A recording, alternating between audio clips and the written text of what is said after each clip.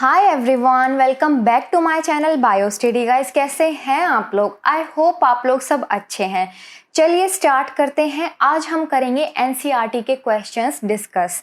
आपकी NCERT book में इस चैप्टर के 16 क्वेश्चंस दे रखे हैं। हम चैप्टर कर रहे हैं principles of inheritance and variation, right. इसमें 16 क्वेश्चंस हैं, एक एक करके हम सारे डिस्कस करेंगे और अच्छे से समझेंगे, राइट स्टूडेंट्स। चलिए स्टार्ट करते हैं क्वेश्चन नंबर 1 से।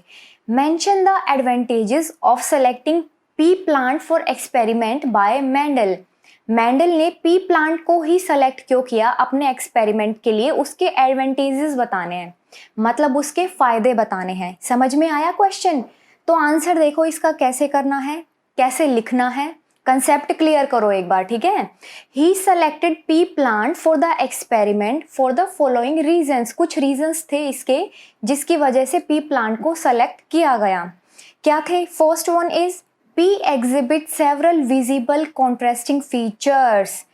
विजिबल फीचर्स थे जो कि कैसे थे? कॉन्ट्रास्टिंग पेयर्स में प्रेजेंट थे, जैसे dwarf plant and tall plant. मतलब करेक्टर है एक, सपोज करो यहाँ पे हाइट का करेक्टर है स्टूडेंट्स, ठीक है। हाइट में क्या कॉन्ट्रास्टिंग इसके करेक्टर्स हैं, कॉन्ट्रास्टिंग पेयर्स इसके क्या है?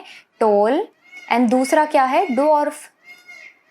तो एक करेक्टर के ऑपोजिट फीचर्स देखने को मिल रहे हैं। समझ में आया? जैसे कि दूसरा एग्जांपल अगर मैं लूं तो क्या है? Round and wrinkle. ये क्या है? ये सीड की शेप है। एक सीड की शेप क्या है? राउंड, और दूसरे की क्या है? रिंकल। तो ये क्या है? जो सीड है उसका शेप बताया गया है, ठीक है। अब देखो ग्रीन एंड येलो, जो पोड होती हैं उसका कलर बताया गया है कि एक का ग्रीन है दूसरे का येलो है। तो क्या है? कॉन्ट्रास्टिंग फीचर्स देखने को मिल रहे हैं हमें एक करेक्टर के, ठीक है। यहाँ पे 7 करेक्टर्स लिए हैं और उनके ऑपोजिट मिला के कितने हो गए? 14 हो गए हैं, ठीक है। अब देखो दूसरा इसमें पॉइंट क्या है? Pure varieties of pea plant are available. Pure varieties किसको बोलते हैं स्टूडेंट्स? प्योर वेराइटीज का मतलब ये होता है जिसके अंदर कॉन्टिन्यूअसली सेल्फ पॉलिनेशन देखा जाता है। इसमें क्या होता है? कॉन्टिन्यूअसली सेल्फ पॉलिनेशन देखा जाता है, ठीक है, उसको प्योर वेराइटीज बोलेंगे। अब देखो क्या है? सेल्फ पॉलिनेशन इसमें होता है, पर इसके अंदर क्रॉस पॉलिनेशन भी करवा सकते हैं। सेल्फ पॉलिनेशन इसके अंदर देखा जाता है पी प्लांट के अंदर, क्योंकि ये क्लोज होता है। जो पी प्लांट होता है उसका फ्लावर बंद होता है, और आपको एक चीज पता है कि जो क्लोज फ्लावर्स होते हैं उनके अंदर सेल्फ पॉलिनेशन देखी जाती है, ठीक है। वो आपस में ही, एंथर और स्टिग्मा आपस में ही वो पॉलिनेट कर जाते हैं, ठीक है।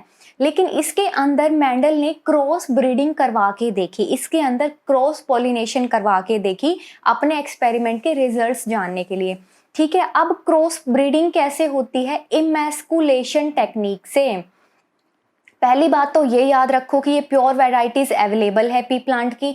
दूसरी बात ये रखो प्योर वैरायटीज हैं क्योंकि सेल्फ पॉलिनेशन कॉन्टिन्यूअसली देखा जा रहा है, ठीक है। तीसरी चीज ये याद रखो कि इसके अंदर क्रॉस ब्रीडिंग भी करवा सकते हैं। कैसे? इमैस्कुलेशन से।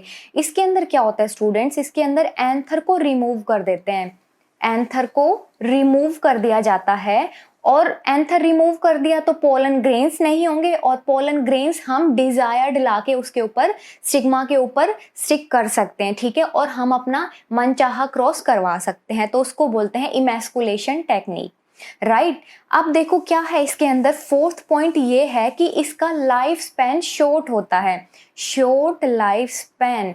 लाइफ स्पैन का मतलब क्या होता है? बर्थ से लेके डेथ तक का जो टाइम पीरियड होता है उसको लाइफ स्पैन बोला जाता है, ठीक है। इसका कितना है? 3 मंथ्स। मतलब हमें रिजल्ट्स देखने को मिल रहे हैं विद इन 3 मंथ्स, ठीक है। अब देखो क्या है इसका last point, the plant grown easily doesn't require after care. मतलब क्या है? आपने एक बार प्लांट्स को लगा दिया, ठीक है, वो ग्रो कर रहे हैं।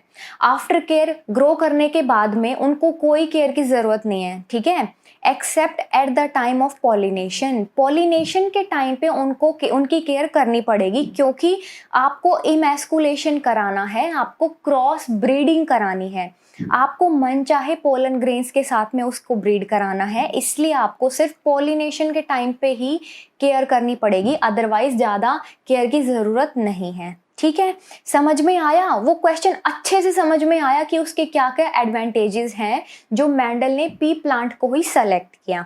ठीक है, दूसरे क्वेश्चन की तरफ बढ़ते हैं। दूसरा क्वेश्चन है डिफरेंशिएट बिटवीन द फॉलोइंग, क्या डोमिनेंस एंड रेसेसिव। फर्स्ट ये है, सेकंड क्या है, homozygous and heterozygous, and the third is monohybrid and dihybrid.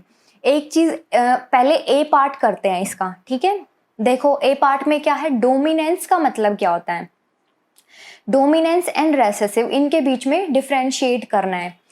आप लोगों को पता है डोमिनेंस वो फैक्टर्स होते हैं, वो एलील्स होती हैं जो अपने आप को एक्सप्रेस कर पाती हैं। तो मैं इसके साइड में एक्सप्रेस लिख देती हूँ। ठीक है गाइस, आप लोग पहले की वीडियो जाके देखें, मैंने पूरा चैप्टर कंप्लीट करा रखा है, आप लोग वो भी अच्छे से देखें और अपने कंसेप्ट को क्लियर करें। राइट, अब देखो इसमें क्या है, नॉट एक्सप्रेस्ड, ये एक्सप्रेस नहीं कर पाती हैं। ठीक है, अब देखो इनके बीच में डिफरेंशिएट करना है। पहली चीज तो यही है, इन द प्रेजेंस और absence of a recessive trait dominant factor और एलील एक्सप्रेस इटसेल्फ। हमेशा जो डोमिनेंस वाले होंगे, जो डोमिनेंट फैक्टर्स होंगे, जो डोमिनेंट एलील्स होंगी, वो हमेशा अपने आप को एक्सप्रेस करेंगी। ये फर्क नहीं पड़ता कि रेसेसिव ट्रेट्स उसके अंदर प्रेजेंट है या एब्सेंट है, इसको तो भाई डोमिनेंसी ही शो करनी है हमेशा। ठीक है, समझ में आया? ये डोमिनेंट का मतलब ये है कि वो आगे हर जनरेशन में अपने आप को एक्सप्रेस ही करेगा। ठीक है, इसका एग्जाम्पल है जैसे पी प्लांट के अंदर round seed and violet flowers dominant थे। ठीक है, क्या थे, देखो पी प्लांट के अंदर दो शेप थी, एक राउंड थी और दूसरी क्या थी, रिंकल्ड वाली थी। दूसरी थी रिंकल्ड वाली। रिंकल्ड वाली कैसी है, ये है रेसेसिव, रेसेसिव। ठीक है, जो कि इसका एग्जाम्पल है रेसेसिव वाले का। जबकि डोमिनेंट क्या थी, राउंड, सीड की शेप जो थी राउंड वाली वो डोमिनेंट थी। दूसरा, टू कलर के फ्लावर्स थे। जब मैंने फर्स्ट ही उसमें कराया था तो मैंने बताया था कि कॉन्ट्रास्टिंग जो करेक्टर्स लिए थे उसमें फ्लावर्स क्या थे, कुछ वॉयलेट थे और कुछ वाइट थे। ठीक है, तो जो वॉयलेट वाले हैं वो है डोमिनेंट फ्लावर्स, वो डोमिनेंसी को शो करते हैं। समझ में आया स्टूडेंट्स? जो अपने आप को एक्सप्रेस कर लेगा वो क्या होगा, वो डोमिनेंट होगा। एक्सपेरिमेंट के अंदर कुछ फैक्टर्स थे, कुछ करेक्टर्स थे जो कि डोमिनेंट थे और कुछ जो थे वो रेसेसिव थे। ठीक है, अब दूसरा देखो, रेसेसिव में क्या है, a recessive trait expresses itself only in the absence of a dominant trait. यहाँ पे एक चीज देखो, अगर डोमिनेंट ट्रेट एब्सेंट है तभी ये अपने आप को एक्सप्रेस कर पाएगा, अदरवाइज नहीं कर पाएगा। ठीक है, कहने का मतलब क्या है, रेसेसिव ट्रेट अपने आप को एक्सप्रेस नहीं कर पाता, और कब करेगा, जब डोमिनेंट ट्रेट नहीं होगा सिर्फ तभी कर पाएगा। समझ में आई आपको ये बात अच्छे से? यही ध्यान में रखो जब भी रेसेसिव की बात आती है कि they are not able to express themself. ठीक है, if they are able to express themself मतलब क्या है कि डोमिनेंट ट्रेट वहां पे एब्सेंट है। ठीक है, डोमिनेंट ट्रेट वहां पे नहीं है। राइट, एग्जाम्पल देखो इसका क्या है, पी प्लांट के अंदर जो ड्वार्फ प्लांट था वो एक रेसेसिव फैक्टर है। ठीक है, ड्वार्फ था, दूसरा टोल था, टोल वाले डोमिनेंट हैं और ड्वार्फ वाले रेसेसिव हैं, तो ये रेसेसिव का एग्जाम्पल है। वाइट फ्लावर्स, देखो मैंने वॉयलेट कलर का इधर बताया है डोमिनेंस में, तो इसके ऑपोजिट जो वाइट फ्लावर्स थे वो आ गए रेसेसिव ट्रेट्स में। ठीक है, समझ में आया ये वाला? अब बी पार्ट करते हैं इसका। बी पार्ट क्या है स्टूडेंट्स, होमोजाइगस एंड हेट्रोजाइगस। देखो होमो का मतलब मैं कितनी बार रिपीट कर चुकी हूँ वीडियोस में कि होमो का मतलब होता है सिमिलर, सिमिलर। ठीक है, और हेट्रो का मतलब क्या होता है स्टूडेंट्स, हेट्रो का मतलब होता है डिफरेंट, डिफरेंट। अब देखो इसका फर्स्ट पॉइंट देखो, for a particular trait homozygous contain two similar alleles. Two similar alleles इसके अंदर देखने को मिलती हैं, जबकि जो हेट्रोजाइगस वाले हैं उनके अंदर टू डिफरेंट एलील्स देखने को मिलती हैं। आपको एक चीज पता होगी, जो भी इस वीडियो को नए देख रहे हैं, जो भी स्टूडेंट्स नए जुड़े हैं, मैं उनको एक चीज क्लियर करना चाहती हूँ। एलील्स की जब भी बात आती है तब एलील्स को देखा जाता है कि एलील्स पेयर में होते हैं। ठीक है, एलील्स पेयर में प्रेजेंट होते हैं। ठीक है, अब यहाँ पे देखो, यहाँ पे जो एलील्स होंगी वो सिमिलर होंगी। मतलब क्या है, इसका एग्जाम्पल आगे भी दिया हुआ है, यहाँ पे थोड़ा सा समझा देती हूँ आपको। जैसे कि कैपिटल टी ये क्या है, ये सिमिलर एलील्स हैं, ये सिमिलर हैं, ठीक है। और ये सिमिलर एलील्स क्या है, ये होमोजाइगस है, राइट। यहाँ पे देखो क्या है, टू डिफरेंट एलील्स, मतलब क्या है, एक कैपिटल लेटर में है, दूसरा स्मॉल लेटर में है, ये है हेट्रोजाइगस, राइट स्टूडेंट्स। अब दूसरा देखो क्या है, जो कि बहुत इंपॉर्टेंट पॉइंट है। ये तो सबको पता होता है कि होमोजाइगस में सिमिलर एलील्स होती हैं और हेट्रो में डिफरेंट एलील्स होती हैं, लेकिन ये बात जानने की बहुत जरूरी है, जानने की बहुत जरूरी बात क्या है कि only one type of gamete is produced. ये बहुत इंपॉर्टेंट लाइन है। देखो क्या है, यहाँ से गैमेट्स बनेंगे, ठीक है, यहाँ से बनते हैं गैमेट्स। गैमेट्स बनेंगे तो ये सिर्फ सिंगल टाइप का, एक ही टाइप का गैमेट बनाएगा। यहाँ से गैमेट बना कैपिटल टी। समझ में आई ये वाली लाइन कि एक ही टाइप के गैमेट को प्रोड्यूस कर सकते हैं होमोजाइगस वाले, ठीक है। क्या, कैपिटल टी यहाँ से एक बनेगा गैमेट जो कि कैपिटल टी होगा, ठीक है। दूसरी देखो, it can produce more than one type can be produced in heterozygous type, ठीक है। कैसे, देखो इसके अंदर क्या है, गैमेट्स बनाओ इसके अंदर। अब ये तो मैंने बता दिया कि एक से ज्यादा गैमेट्स बनेंगे, तो ये बात भी सबको समझ में आ गई कि यहाँ पे कैपिटल टी आएगा और यहाँ पे ये स्मॉल टी आएगा, यहाँ पे एक से ज्यादा गैमेट्स बन रहे हैं, राइट। अब देखो क्या है इसका, for homozygous the genotype contains either recessive और dominant, never both the alleles. देखो क्या था, जब कैपिटल टी वाली सिचुएशन है तो इसके अंदर क्या है स्टूडेंट्स, या तो रेसेसिव ही हो सकता है, या फिर इसके अंदर एंड डोमिनेंट, या तो इसके अंदर रेसेसिव ही देखा जाएगा, या तो ये अपने आप को एक्सप्रेस नहीं करेगा, या फिर ये अपने आप को एक्सप्रेस करेगा। कभी भी ये वाली सिचुएशन नहीं देखी जा सकती इसके अंदर। समझ में आया, इसके अंदर हमेशा या तो रेसेसिव होगा या फिर डोमिनेंट होगा, ये वाली सिचुएशन इसके अंदर नहीं देखी जाती, ठीक है। देखो क्या है, या तो डोमिनेंट होगा, कैपिटल टी आपको पता है डोमिनेंसी को शो करता है, एंड स्मॉल टी किसको शो करता है, रेसेसिव वाले को, राइट। ये रेसेसिव वाले हैं और कैपिटल टी वाले डोमिनेंट हैं। समझ में आया ये वाला पॉइंट आपको। अब देखो दूसरा क्या है, हेट्रोजाइगस के केस में, for heterozygous the genotype possesses both recessive and the dominant allele। देखो क्या किया इसमें आपने, एक तो डोमिनेंट वाला लगा दिया और दूसरा आपने साथ में रेसेसिव भी चिपका दिया, तो यहाँ पे ये वाली सिचुएशन भी देखने को मिलती है, जबकि होमोजाइगस वाले में देखने को नहीं मिलती, ठीक है। अब इसके अंदर थर्ड डिफरेंस देखते हैं क्या है। देखो मोनोहाइब्रिड, मोनो का मतलब क्या होता है, पहले तो आप यही चीज बताओ मुझे। मोनो का मतलब जिसको भी पता है बताओ। मोनो मीन्स होता है स्टूडेंट सिंगल, ठीक है। और डाई वाले क्या होते हैं, डाई वाले टू, डाई का मीन्स होता है टू। देखो क्या है difference, it is a cross in which single character are taken into consideration. जो सिंगल करेक्टर होता है उसी को कंसिडर किया जाता है क्रॉस के अंदर। अब ये बात अच्छे से समझो, मैंने बोला सिंगल करेक्टर यहाँ पे बार बार मैं रिपीट करती हूँ कि हाइट का करेक्टर लेना है, हाइट का लेना है। जो भी स्टूडेंट देख रहे हैं स्टार्टिंग से वीडियो को, वो तो एक सेकंड में बोलते ही तुरंत पकड़ जाते हैं, ठीक है। जैसे हाइट है, हाइट अपने आप में एक सिंगल करेक्टर है, ठीक है। जबकि हाइट के ऑपोजिट पेयर्स क्या देखने को मिलते हैं, ऑपोजिट जो इसका पेयर है वो क्या देखने को मिलता है कि भाई एक तो टॉल है और दूसरा क्या है, डॉर्फ है, ठीक है। हाइट में ये इसके ऑपोजिट पेयर्स हैं, ठीक है, टॉल एंड डॉर्फ। तो क्या है, यहाँ पे सिंगल कैरेक्टर को लिया जाता है, ठीक है, मोनोहाइब्रिड क्रॉस में। अब डाई हाइब्रिड क्रॉस देखो, जब डाई आ गया तो मतलब टू मतलब कि यहाँ पे टू पेयर्स लिए जा रहे हैं कॉन्ट्रास्टिंग कैरेक्टर्स के। देखो कैसे, यहाँ पे टू पेयर्स लिए जाते हैं, जैसे कि yellow round and green wrinkle. जब मैंने डाई हाइब्रिड क्रॉस करवाया था तो मैंने ये एग्जाम्पल लेके करवाया था, इसी एग्जाम्पल से समझो। देखो क्या है, येलो क्या है, सीड का कलर है, ठीक है, ये है सीड का कलर। और ये एक सेकेंड रुको, कलर, और राउंड क्या है, सीड की शेप है, सीड शेप।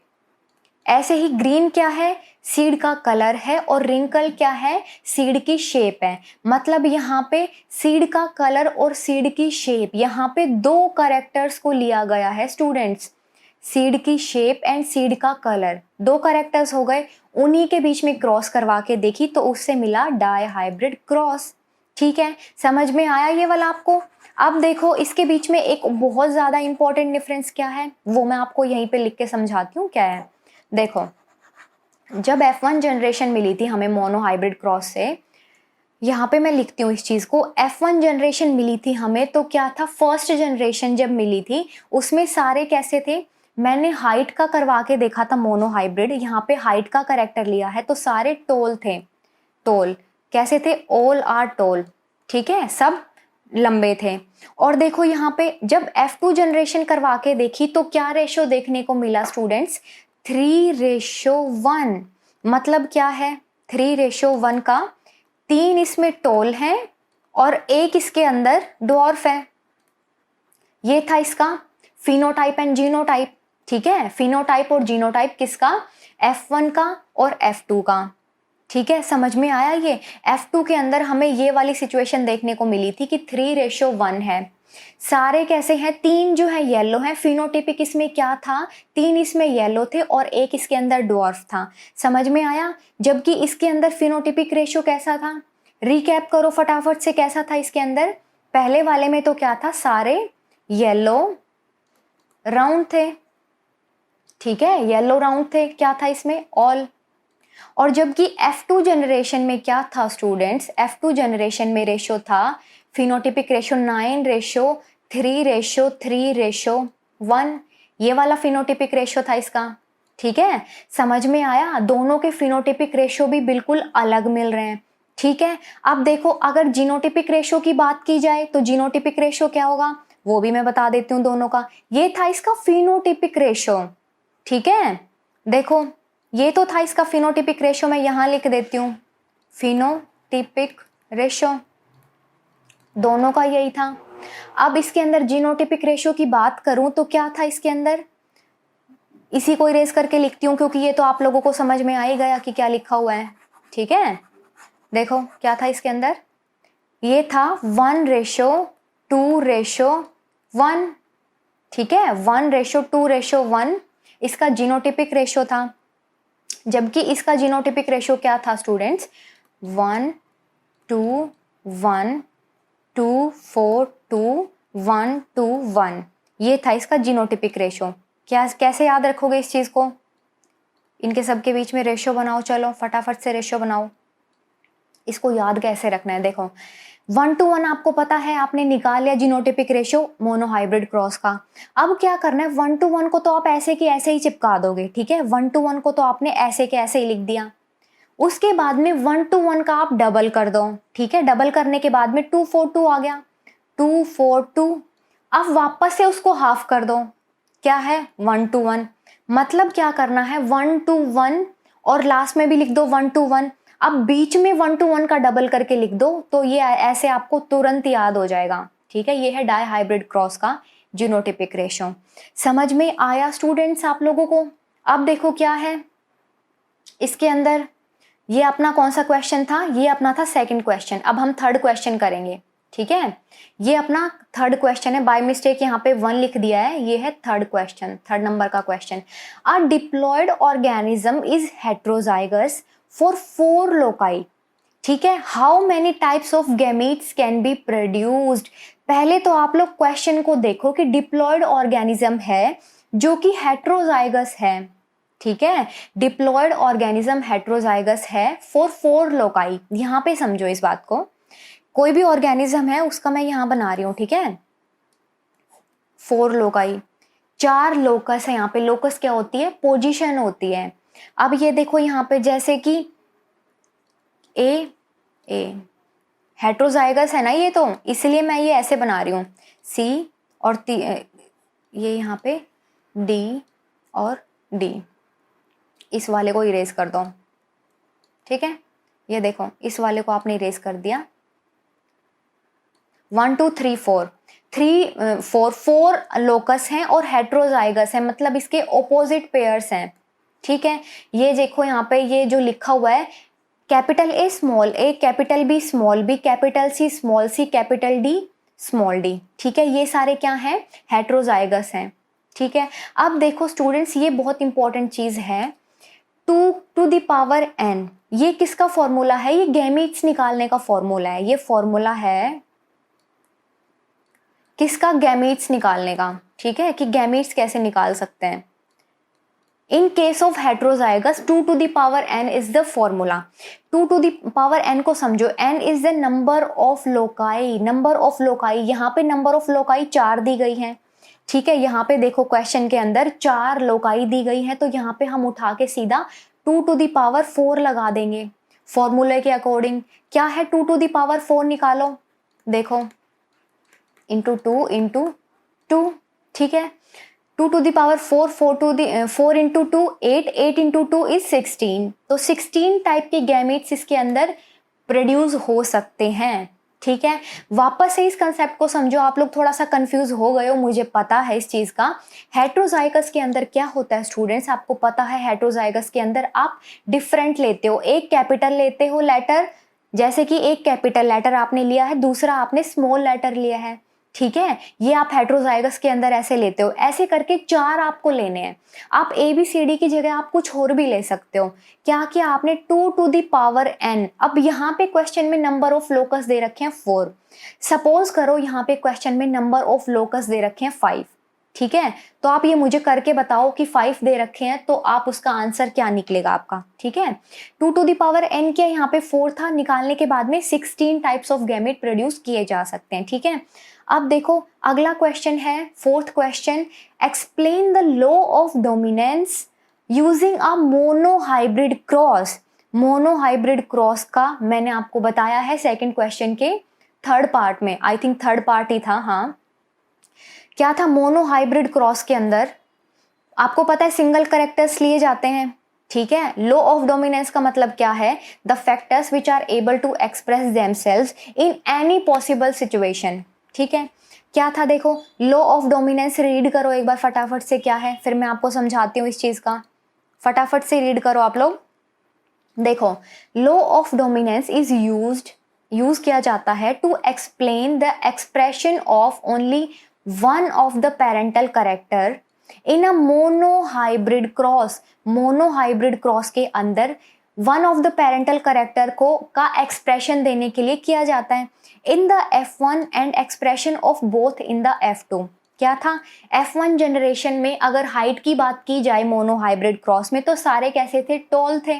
ठीक है, F2 जनरेशन की अगर मैं बात करूं तो 3 टॉल थे और 1 ड्वार्फ था। तो क्या है, एक्सप्रेशन निकल रहा है F1 में किसका, एक पेरेंट का, जबकि F2 में दोनों पेरेंट्स अपने आप को एक्सप्रेस कर पा रहे हैं। ठीक है, इन्होंने ये भी बताया कि जो प्रोपोर्शन मिल रहा है हमें 3:1 का F2 जनरेशन में, वो कैसे मिला।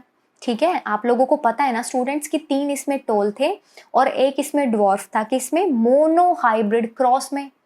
अब देखो, अगर किसी को ये बात भी समझ में नहीं आ रही तो उस आप लोग और इसको अच्छे से समझो दूसरे तरीके से। लॉ ऑफ डोमिनेंस क्या कहता है, लॉ ऑफ डोमिनेंस कहता है the factors which are able to express themself in every possible situation. ठीक है, वो किसके अंडर आ गई, लॉ ऑफ डोमिनेंस के अंदर आ गई, कि भाई वो तो हमेशा डोमिनेंसी को ही शो करती हैं। ठीक है, अब F1 F2 जनरेशन्स की बात करो मोनोहाइब्रिड क्रॉस में, क्योंकि हम यहाँ पे स्टूडेंट्स मोनोहाइब्रिड क्रॉस के रेस्पेक्ट में बात कर रहे हैं, तो आपको F1 F2 जनरेशन के बारे में तो बात करनी ही पड़ेगी। ठीक है, तो क्या था, F2 जनरेशन में आपको 3:1 मिला था, 3 टोल थे, 1 ड्वार्फ था। वो कैसे आया उसको भी एक्सप्लेन किया था। ठीक है, for monohybrid cross the seed colour that is yellow and green are taken into considerations. मतलब मैंने इसका एग्जांपल लिया है यहाँ पे, देखो क्या है, सीड का कलर है, यहाँ पे मैं इसके ऑपोजिट बनाती हूँ, 1 मिनट आप लोग रुको। क्या था, देखो इसको मैंने येलो कलर से फिल कर दिया, ये है येलो और दूसरे वाला क्या है, ग्रीन है। ठीक है, समझो इस बात को अच्छे से समझो, अभी आपको फिर रटने की जरूरत नहीं पड़ेगी स्टूडेंट्स, अभी जो समझ लिया वो समझ लिया।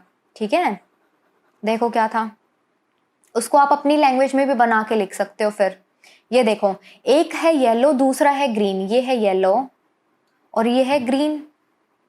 ये क्या है, इसके ये करेक्टर किसका है, ये है सीड का कलर, सीड कलर। ये मोनोहाइब्रिड सिंगल करेक्टर है, ठीक है। ये अपने आप में एक इकलौता ही करेक्टर है जो कि जिसके दो अपोजिट हैं, क्या है, येलो एंड ग्रीन, ठीक है। ये आपको समझ में आया। अब इसको अच्छे से समझो। जो मैंने बताया था कि 3 इसमें टोल मिल रहे हैं और एक डॉर्फ मिल रहा है, उसका एग्जाम्पल मैं यहाँ पे बता रही हूँ येलो और ग्रीन के रेस्पेक्ट में। क्या है, देखो यहाँ पे क्या किया, सीड का कलर लिया। फिर से पेन चेंज करके बताती हूँ आपको।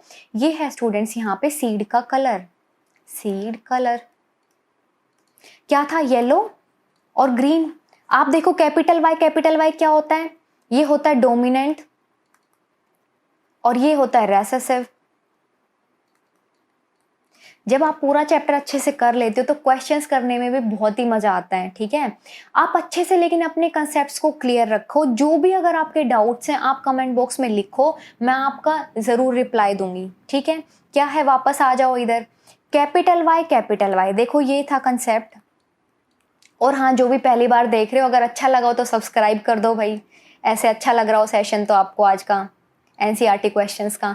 देखो ये था अपने पास में, ये थे हमारे पास में पेरेंटल कॉम्बिनेशंस। ये थे डोमिनेंट वाले और ये थे रेसेसिव वाले, जिसका कलर येलो है और इसका कलर ग्रीन है।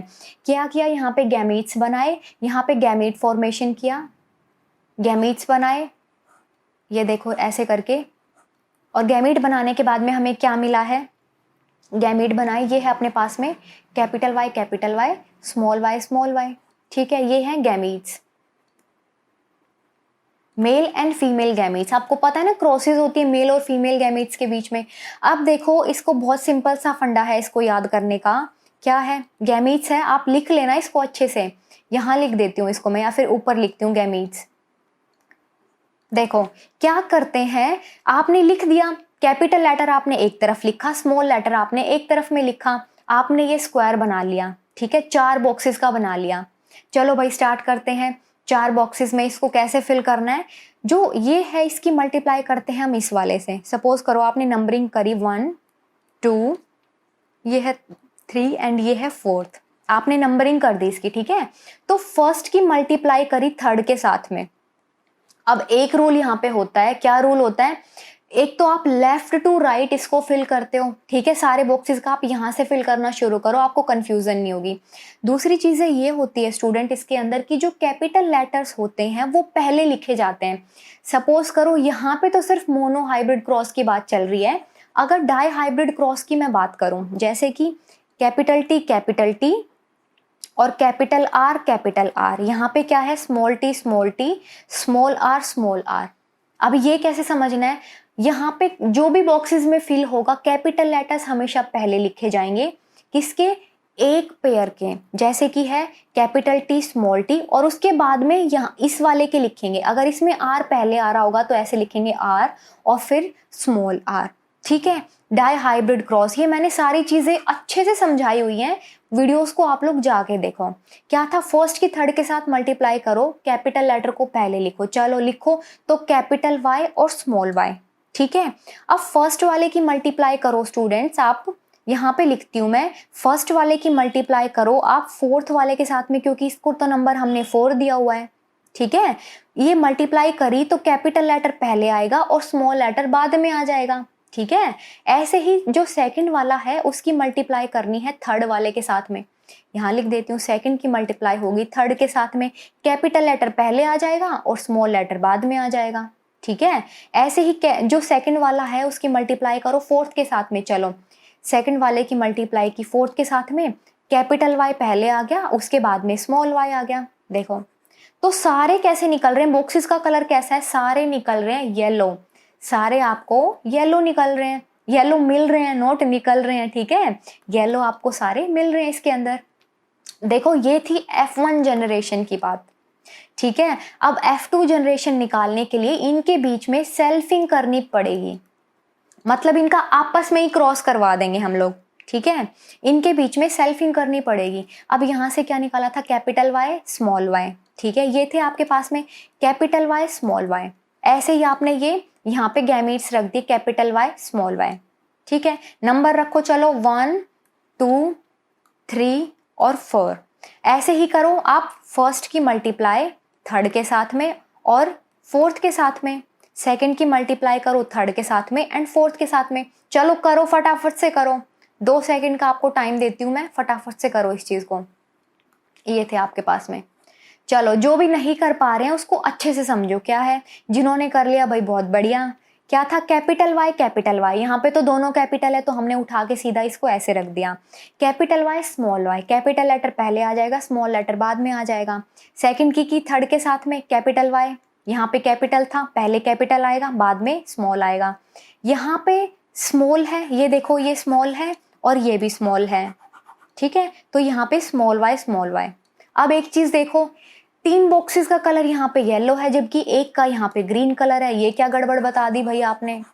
यही तो मैंने बताया था कि F2 जनरेशन में एक यहाँ पे ग्रीन मिलेगा। ये देखो यहाँ पे F2 जनरेशन में 3 तो टोल मिलेंगे और एक यहाँ पे टोल नहीं, यहाँ पे किसकी बात हो रही है, यहाँ पे सीड के कलर की बात हो रही है।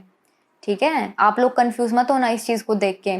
3 यहाँ पे येलो है, येलो, और एक यहाँ पे ग्रीन है। ठीक है, तो 3:1 देखने को मिला है F2 जनरेशन में। समझ में आया आप लोगों को ये कंसेप्ट। अब देखो नेक्स्ट क्वेश्चन क्या है स्टूडेंट्स।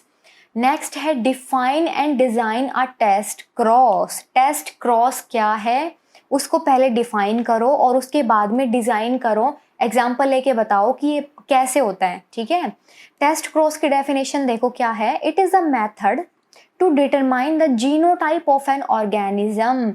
आपको जीनोटाइप पता करना है। अब जीनोटाइप 2 टाइप के हो सकते हैं, या तो वो हेट्रोजाइगस हो सकता है, हेट्रोजाइगस, या वो होमोजाइगस हो सकता है, होमोजाइगस। 2 टाइप के हो सकते हैं ना जीनोटाइप। भाई कुछ भी हो सकता है, हमें कुछ भी नहीं पता कि या तो हेट्रो हो सकता है या फिर वो होमो हो सकता है। ठीक है, तो जीनोटाइप का पता लगाते हैं हम इस मेथड की हेल्प से। It is performed to know whether an organism is homozygous dominant और हेट्रोजाइगस डोमिनेंट। अब देखो ये क्या था, हेट्रोजाइगस हो सकता है, होमोजाइगस हो सकता है, ये चीज क्लियर हुई। अब या तो वो हेट्रोजाइगस डोमिनेंट हो सकता है या वो हेट्रोजाइगस रेसेसिव हो सकता है। ठीक है, क्या था इसको वापस से समझो। या तो वो होमोजाइगस डोमिनेंट हो सकता है या वो हेट्रोजाइगस डोमिनेंट हो सकता है। मतलब कुछ भी कॉम्बिनेशन आपको मिल सकता है, ये चीज अभी नहीं पता। एग्जाम्पल से हम लोग देखेंगे कि क्या मिला है। डोमिनेंट भी मिल सकता है होमोजाइगस के केस में, डोमिनेंट भी मिल सकता है हेट्रोजाइगस के केस में। ठीक है, समझ में आया आपको। और आपको पता है जब हेट्रोजाइगस की बात आती है तो आप कैसे लिखते हो इसको, कैपिटल टी स्मॉल टी। जब होमोजाइगस की बात आती है तो आप लिखते हो कैपिटल टी और you can say small T small T. ठीक है, ये होमोजाइगस के टाइप में लिख सकते हो आप, डोमिनेंट, और ये है रेसेसिव वाले। ठीक है, अब देखो इसका तीसरा चीज समझो क्या है। It is a type of back cross while the F1 progeny is crossed to one of the parent. मतलब क्या है इसमें, देखो आपके पास में F1 जनरेशन मिली, ठीक है, आपने पेरेंट्स को क्रॉस किया तो आपको F1 जनरेशन मिली। उसके बाद में जो F1 जनरेशन होगी, F1 की जो प्रोजेनी होगी उसको बैक क्रॉस किया जाएगा, मतलब उसकी वापस क्रॉसिंग होगी वन ऑफ द पेरेंट के साथ में। सपोज करो यहाँ पे male parent and female parent, female parent. ठीक है, तो यहाँ पे फीमेल, सपोज करो यहाँ पे कि फीमेल पेरेंट के साथ में वापस से क्रॉसिंग करवा दी तो ये हो जाएगा टेस्ट क्रॉस। ठीक है, F1 जो प्रोजेनी हमें मिली उसको क्रॉस करवा देंगे वन ऑफ द पेरेंट के साथ में। ठीक है, तो हमें पता चल जाएगा भाई जो जीनोटाइप है वो क्या है उस ऑर्गेनिज्म का F2 जनरेशन में। ठीक है, अब देखो इसको समझो क्या है। यहाँ पे मैंने एग्जांपल लिया है वॉयलेट और वाइट कलर के फ्लावर्स का। क्या किया है मैंने, देखो यहाँ पे कैपिटल W, ये है कैपिटल वाले और ये है स्मॉल वाले। मतलब क्या है, देखो ये है डोमिनेंट वाले, मैं लिख देती हूँ यहाँ पे डोमिनेंट, और ये है रेसेसिव। ठीक है, रेसेसिव वाले।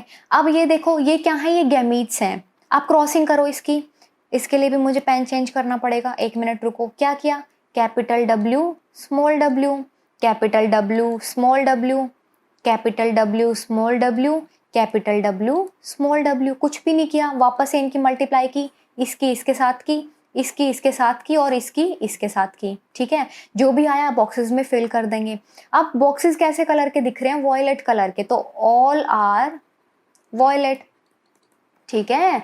सारे यहाँ पे कैसे हैं, वॉयलेट हैं। और वॉयलेट मैं बता चुकी हूँ कि डोमिनेंट एक कैरेक्टर है, ठीक है, एक डोमिनेंट फैक्टर है। तो यहाँ पे हमें F1 जनरेशन में सारे वॉयलेट कलर के मिले हैं। अब क्या किया, यहाँ पे ध्यान दो, यहाँ पे हमने प्रोजेनी हमें मिली है कैपिटल W स्मॉल w, यहाँ पे ये प्रोजेनी मिली है ना हमें। हमने क्या किया स्टूडेंट्स, इसको बैक क्रॉस करवा दिया, ये हमें मिला है। इस बात को आप लोग अच्छे से समझो। देखो क्या था, टेस्ट क्रॉस बहुत ही ईजी है। यहाँ पे ये हमें प्रोजेनी मिली है, प्रोजेनी F1 की, ठीक है। इसकी क्रॉस करवा दी, इसकी क्रॉस करवा दी हमने वन ऑफ द पेरेंट के साथ में। यहाँ पे वन ऑफ द पेरेंट में हमने रेसेसिव वाले लिए हैं। सपोज करो मैंने स्मॉल w के साथ में इनकी क्रॉस करवा दी, तो क्या हुआ, यहाँ पे फटाफट से लिखो क्या है, यहाँ पे गैमीट्स लिख दो, यहाँ पे कैपिटल W स्मॉल w, ये थे अपने प्रोजेनी वाले। अब यहाँ से स्मॉल w उठा के यहाँ पे रख दो, स्मॉल w, तो क्या आया, फिल करो, क्रॉस करवाओ फटाफट से। कैसे करवाई थी क्रॉस मैंने, capital W small w, capital W small w, small w small w, small w small w। यहाँ पे एक चीज देखो आप लोग, अगर नोट कर पा रहे हो तो इसके अंदर एक बहुत बड़ा डिफरेंस आया है F2 जनरेशन में। ये है अपने पास में F2 जनरेशन में, और यहाँ पे बैक क्रॉस हुई है, back cross to one of the parent, ठीक है। इसमें आप लोग एक चीज देखो, जो इसमें दो हैं ये दोनों कैसे हैं, वॉयलेट कलर के हैं, जबकि ये दोनों आपके पास में वाइट कलर के हैं, वाइट कलर के। तो क्या हुआ, 50% तो आपके पास में हो गए हैं वॉयलेट वाले, ठीक है, और 50% आपके पास में हो गए हैं वाइट वाले। तो इसका रेशो क्या आएगा, 1:1 इसका आएगा रेशो, फिनोटिपिक रेशो, ठीक है। फिनोटिपिक रेशो इसका क्या आएगा, 1:1, ठीक है। समझ में आई ये बात आपको, दो इसके अंदर वॉयलेट हैं और दो इसके अंदर वाइट कलर के हैं, ठीक है। अब देखो क्या था, समझ में आई ये वाली चीज की, वापस से उसको बैक क्रॉस करवा देंगे to one of the parent. Homozygous का मतलब क्या है, यहाँ पे कैपिटल W स्मॉल w, तो आपने कंसिडर किया कि आपने होमोजाइगस पेयर लिए हैं, ठीक है। जबकि जो आपकी प्रोजेनी मिली है F2 जनरेशन वाली, उसमें आपको देखने को मिल रहे हैं हेट्रोजाइगस डोमिनेंट। हेट्रोजाइगस डोमिनेंट से मेरा मतलब है कैपिटल W स्मॉल w। समझ में आया, ये आपका देखने को मिल रहे हैं किसके अंदर, F2 जनरेशन में। इसके अंदर क्या है बताओ, क्या है इसके अंदर, देखो ये हमें कॉम्बिनेशन मिला है स्मॉल w, ठीक है। आपने कंसिडर किया था कि डोमिनेंट वाले आपने फैक्टर्स लिए थे, एक थे डोमिनेंट के w और दूसरे थे होमोजाइगस वाले रेसेसिव में स्मॉल w। ये आपको यहाँ पे मिले हैं। ये कैसे हैं, हेट्रोजाइगस डोमिनेंट, ये है हेट्रोजाइगस डोमिनेंट वाले, ठीक है। और जबकि जो स्मॉल वाले हैं ये कैसे हैं, होमोजाइगस रेसेसिव, ये है यहाँ पे लिख देती हूँ रेसेसिव वाले, ठीक है, रेसेसिव वाले। और रेसेसिव भी कैसे, होमोजाइगस, ठीक है। समझ में आई ये वाली चीज आपको, अच्छे से क्लियर रखो, अपने फंडे बिल्कुल अच्छे से क्लियर कर लो, ठीक है। अब नेक्स्ट क्वेश्चन देखो क्या है, using a Punnett square workout the distribution of phenotypic features. आपने फिनोटाइपिक फीचर्स को क्या किया है, डिस्ट्रीब्यूट किया है उसके ऊपर पुनेट स्क्वायर के अंदर, ठीक है। पुनेट स्क्वायर आपने यूज किया है, उसके बाद में आपने क्या किया है, फिनोटाइपिक फीचर्स आप देख रहे हो कि क्या मिलेगा हमें। In the first filial generation after a cross between a homozygous female and a heterozygous male. क्या था स्टूडेंट्स, एक अच्छे से समझो इस क्वेश्चन को। होमोजाइगस फीमेल, होमोजाइगस से मेरा मतलब है कि दोनों फैक्टर्स कैसे होंगे, सेम होंगे। तो फीमेल का डिनोट किया यहाँ पे कैपिटल ए से, ठीक है। जबकि मेल कैसे हैं, हेट्रोजाइगस मेल है, हेट्रो मीन्स डिफरेंट, तो कैपिटल ए स्मॉल ए। इसके बीच में क्रॉस करवा के देखिए कि F1 जो फीलियल जनरेशन होती है, F1 जनरेशन प्रोजेनी जिसमें मिलती हैं, उसके अंदर आपको क्या देखने को मिल रहे हैं, मतलब उसके अंदर क्या रिजल्ट मिल रहे हैं, इसके अंदर क्या रिजल्ट मिलेगा ये देखने को मिल रहा है, ठीक है, क्या देखने को मिल रहा है, मतलब आगे देखेंगे क्या है। यहाँ से आपने गैमीट्स बनाए, ये क्या है, ये है गैमीट्स। यहाँ से जो होमोजाइगस वाले होते हैं वो एक ही टाइप के बना सकते हैं गैमीट, जैसे यहाँ पे इसने कैपिटल ए बना दिया। जो हेट्रोजाइगस वाले हैं वो 2 टाइप के बना सकते हैं, ये मैंने आपको बताया था जब मैंने क्वेश्चन बताया था हेट्रोजाइगस और होमोजाइगस के बीच में डिफरेंशिएट करके बताया था। इसकी आप बताओ क्रॉस करवाई है इनके बीच में, तो पेयरिंग बनाओ। चलो कैपिटल ए, ठीक है, कैपिटल ए स्मॉल ए, ये मिला है आप लोगों को, साफ साफ दिख रहा है कि हमें यही मिला है। क्या मतलब है इस चीज़ का, 50% अपने पास में होमोजाइगस है और 50% अपने पास में हेट्रोजाइगस है। ये देखो अपने पास में रिजल्ट क्या आया है, कैपिटल ए स्मॉल ए, इसको होमोजाइगस बोलते हैं और इसको हेट्रोजाइगस बोलते हैं। ये भी 50% है और जबकि ये भी 50% है। ठीक है, समझ में आया। तो हमें F1 जनरेशन में भाई ये रिजल्ट मिला है। ठीक है, चलो स्टार्ट करते हैं अब नेक्स्ट क्वेश्चन में क्या है, ये देखो। When a cross is made between tall plant के बीच में और येलो सीड, क्या किया है हमने, जो करेक्टर है किसका, हाइट का करेक्टर यहाँ पे ले लिया टॉल प्लांट, ये हाइट का करेक्टर है। ठीक है, और दूसरा इसका क्या करेक्टर लिया है हमने, सीड का कलर। तो मैं यहाँ पे लिख देती हूँ सीड कलर। वो हमने यहाँ पे क्या लिया है स्टूडेंट्स, वो हमने लिया है यहाँ पे येलो कलर लिया है। ठीक है, with toll and with green seeds, देखो क्या किया, पहले वाले में लिया tall plant with yellow seeds. ठीक है, ये वाला हमने लिया है फर्स्ट, और इसकी क्रॉस करवाई है किसके बीच में, डॉर्फ प्लांट के बीच में। एक मिनट रुको, tall plant and yellow seeds, और दूसरा है tall plant and green seeds. Okay, dwarf नहीं है, टॉल ही है, टॉल प्लांट एंड कलर क्या है इसका, ग्रीन कलर है। इनके बीच में क्रॉस करवानी है हमें, उसके बाद में बताना है कि the phenotype of the offspring क्या होगा, क्या प्रोपोर्शन मिलेगा हमें, फिनोटाइप क्या मिलेगा ऑफस्प्रिंग का। अच्छे से समझो क्वेश्चन को, देखो क्या है, आपने हाइट का करेक्टर लिया है टॉल प्लांट और येलो। ठीक है, ये एक लिया है आपने, पेयर लिया है, और दूसरा पेयर क्या है, टॉल प्लांट और ग्रीन कलर का सीड। ये आपके पास में 2 यहाँ पे ऑपोजिट कॉन्ट्रास्टिंग पेयर्स मिल गए आपको। ठीक है, यहाँ पे देखो टॉल प्लांट और यहाँ पे क्या है, ये येलो सीड, ये यहाँ पे tall plant with yellow seed. दूसरा है tall plant with the green seeds, tall यहाँ पे लिख देती हूँ टॉल येलो और यहाँ पे टॉल ग्रीन, इनके बीच में क्रॉस करवाई है आपने। ठीक है, तो क्या मिला है आपको देखने को, मैंने आपको एक चीज़ बताई थी कि जब आप इनके बीच में क्रॉस करवाते हो उससे पहले आपको गैमीट्स बनाने पड़ते हैं।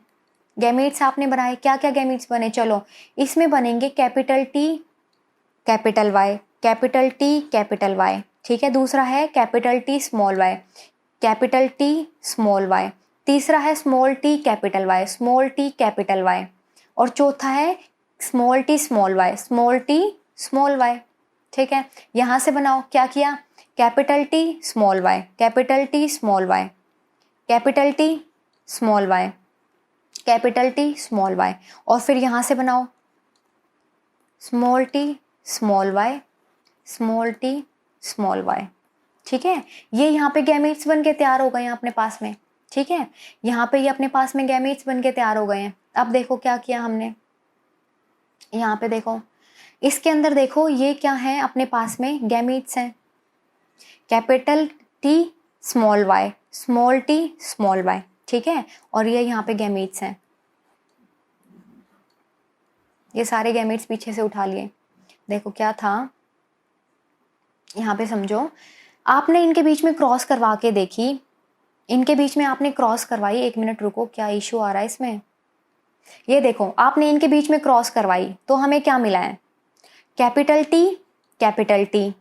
Capital Y small y। ठीक है, इनके बीच में क्रॉस करवा के देखिए हमने, तो हमें देखने को मिलेगा कि क्या रिजल्ट मिल रहे हैं। इसके बीच में यहाँ पे क्रॉस करवाओ, चलो फटाफट से क्रॉस करो, कैपिटल T स्मॉल y, इसमें करवाई तो हमें क्या मिला, capital T small T capital Y small Y, ऐसे करके आप सारे सबके बीच में क्रॉस करवा लो। आपने क्या किया स्टूडेंट्स, आपने इनके गैमीट्स बना लिए, ठीक है, इनके आपने गैमीट्स बना लिए जो कि आपको दिए हुए हैं कि किस किस के बीच में आपको क्रॉसिंग करवानी है, लिख लिया। उसके बाद में उनके गैमीट्स बना लिए कि भाई क्या क्या पॉसिबल गैमीट्स यहाँ पे देखने को मिल रहे हैं, ठीक है। उसके बाद में आपने उन गैमीट्स को उठाया और उसके बाद में उनकी क्रॉसिंग करवा दी।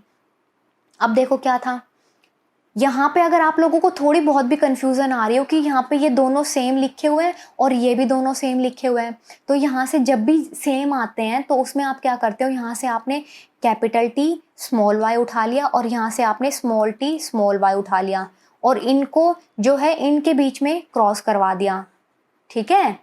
ये इनको इनके बीच में क्रॉस करवाने के लिए देखो मैंने ये टेबल बनाई हुई है, ऐसे करके आपने क्रॉस करवा लिया। तो उसके बाद आपको क्या देखने को मिला है, आपको देखने को मिला है टोल एंड ग्रीन। टोल जो लंबे हैं और जो ग्रीन कलर के हैं उनका क्या रेशो है, उनका रेशो है 3/8। जैसे कि एक ये हो गए टोल और स्मॉल वाई रिप्रेजेंट ग्रीन, ठीक है। यहाँ पे देखो ये भी टोल है और वाई वाई मतलब स्मॉल वाई क्या है, ये भी अपने पास में टोल है और ग्रीन है। ऐसा ही करके ये भी टोल है और ग्रीन है, तो अपने पास में 3 आ गए। 3 आउट ऑफ 8 टोटल है अपने पास में 8। देखो 1 2 3 4 5 6 7 8, ठीक है। अपना जो रेशो मिला है वो मिला है 37.5%, ठीक है। जो टोल और ग्रीन वाले हैं वो है 37.5%। अब ड्वार्फ ग्रीन देखो, ड्वार्फ का मतलब है अपने पास में स्मॉल टी वाले। ड्वार्फ अपने आप को कितने हमें कितने मिले हैं, ड्वार्फ और green.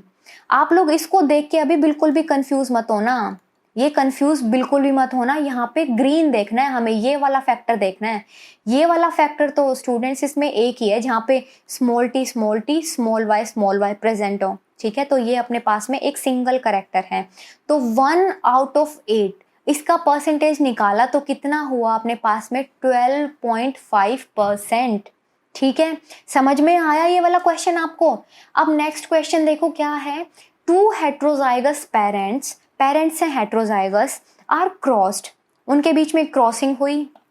If the 2 loci are linked, अगर दोनों लोकाई आपस में लिंक्ड हैं, what would be the distribution of the phenotype features in F1 generation for the dihybrid cross. Dihybrid cross यहाँ पे करवाई है और यहाँ पे हेट्रोजाइगस पेरेंट्स को क्रॉस करके देखा है, ठीक है। सिचुएशन क्या है यहाँ पे जो ध्यान में रखने की है कि अगर दोनों लिंक्ड हैं आपस में तो आपको क्या प्रोपोर्शन मिलेगा, आपको क्या रेशो देखने को मिलेगा फिनोटाइप का, ठीक है, F1 जनरेशन में।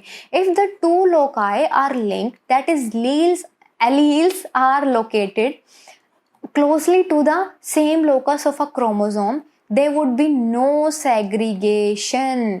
आपस में बहुत ज़्यादा लिंक्ड है। मैंने एक चीज़ बताई थी, जो क्लोजली लिंक्ड होती हैं वो आपस में साथ साथ इनहेरिट हो जाती हैं, एक साथ इनहेरिट हो जाती हैं, अपने आप को सेग्रीगेट नहीं कर पाती। जैसे कि सपोज करो आप 2 बेस्ट फ्रेंड्स हो, ठीक है। आप यहाँ पे 2 बेस्ट फ्रेंड्स हो और दोनों का एक ही बस स्टॉप है, ठीक है, दोनों का एक ही बस स्टॉप है। तो आप लोग क्या करोगे भाई, आप तो साथ साथ चिपके घूमते हो सारी जगह पे। आपने क्या किया, जब आपकी बस स्कूल बस आई तो आप एक ही बस में बैठ के निकल गए। क्या किया, दोनों एक ही बस में बैठ के आगे निकल गए हो। मतलब क्या है स्टूडेंट्स कहने का, जो भी क्लोजली लिंक्ड जीन्स होती हैं वो एक साथ इनहेरिट होती हैं, ठीक है। ये आपस में सेग्रीगेट नहीं कर पाएंगी, ये सेपरेट ही नहीं हो पाएंगी, सेपरेट नहीं हो पाएंगी, ठीक है। सेपरेट नहीं होंगी तो एक साथ आगे चली जाएंगी, इनहेरिट हो जाएंगी। तो क्या है, इसके बीच में सेग्रीगेशन नहीं होती ऑफ एलील्स और traits due to complete linkage. इनके बीच में तो भाई अच्छी खासी बॉन्डिंग थी, उसकी वजह से इनके बीच में सेग्रीगेशन हो ही नहीं पाई, ठीक है। समझ में आया ये वाला क्वेश्चन आपको। देखो क्या किया है इसमें, F1 जनरेशन में प्रोड्यूस हुए हैं 3 टाइप के फिनोटाइप्स, मतलब 3 फिनोटाइप्स इसमें देखने को मिल रहे हैं। क्या है, मोनोहाइब्रिड क्रॉस किया, उसके अंदर मिला हमें 3:1, ठीक है। मोनोहाइब्रिड क्रॉस किया, उसमें तो हमें 3:1 मिला था। और अगर यहाँ पे डाई हाइब्रिड क्रॉस करते हैं तो उसके अंदर क्या देखने को मिलेगा, देखो क्या है, पेरेंट्स लिए हैं हेट्रोजाइगस। हेट्रोजाइगस का मतलब क्या है, यहाँ पे यहाँ पे डाई हाइब्रिड की बात चल रही है, क्योंकि यहाँ पे दो चीजें कंसिडर की हैं, ठीक है, यहाँ पे दो चीजें कंसिडर की हैं, क्या है, A B, capital A capital B, small B. ऐसे ही यहाँ पे, क्योंकि ये तो भाई आपस में कैसे हैं, हेट्रोजाइगस। ठीक है जी, समझ में आया ना ये वाला आपको। अब इसके अंदर क्या देखने को मिलेगा, फिनोटाइप। चलो देखते हैं। इसमें गैमेट्स बनाए क्या है, कैपिटल ए कैपिटल बी, और इससे गैमेट मिला हमें स्मॉल बी। ऐसे ही यहाँ से मिला capital A capital B, small B. ठीक है, चलो उसके बाद में क्रॉसिंग करवाओ कैपिटल ए की कैपिटल ए के साथ में, मतलब कैपिटल ए कैपिटल बी की कैपिटल ए कैपिटल बी के साथ में क्रॉसिंग करवाई। या फिर आप इसको 1 2 3 4 रख के चलो, फर्स्ट की करवा दी थर्ड के साथ में क्रॉसिंग, और फोर्थ के साथ में, सेकंड की भी करवा दी थर्ड के साथ में एंड फोर्थ के साथ में। ठीक है, करवा दी तो क्या मिला यहाँ पे देखने को, देखो फर्स्ट और थर्ड से हमें क्या मिला है, कैपिटल ए बी। ठीक है, दूसरे में क्या मिला हमें, कैपिटल ए बी की इसके साथ में करवाई, capital A B small A B. ठीक है, ये मिला। तीसरा पेयर हमें क्या मिला है यहाँ पे, capital A B small A B, small A B. आपको पता है जो स्मॉल ए बी वाले हैं वो रेसेसिव टाइप के हैं। ठीक है, ये रेसेसिव हेट्रोजाइगस हैं। कैसे हैं, रेसेसिव हेट्रोजाइगस। ठीक है, और ये कैसे हैं, ये डोमिनेंट टाइप के हैं, डोमिनेंट वाले हैं, ये डोमिनेंट वाले हैं। हमें क्या हुआ है, हमें एक डोमिनेंट मिला है। ठीक है, एक डोमिनेंट मिला है जो कि प्योर है, एक रेसेसिव मिला है जो कि प्योर है, दो हमें मिले हैं हेट्रोजाइगस डोमिनेंट।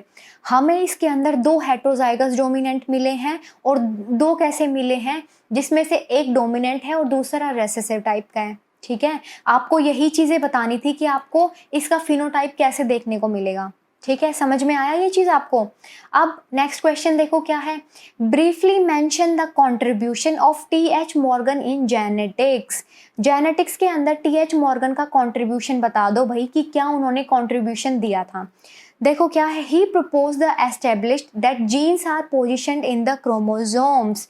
क्रोमोसोम है, क्रोमोसोम के अंदर सेंट्रोमियर है, ये जीन्स है। ठीक है, ये जीन्स है। इन्होंने ये चीज बताई थी कि जो जीन्स होती है वो पोजीशन होती है क्रोमोसोम के अंदर। ठीक है, क्लियर हुआ।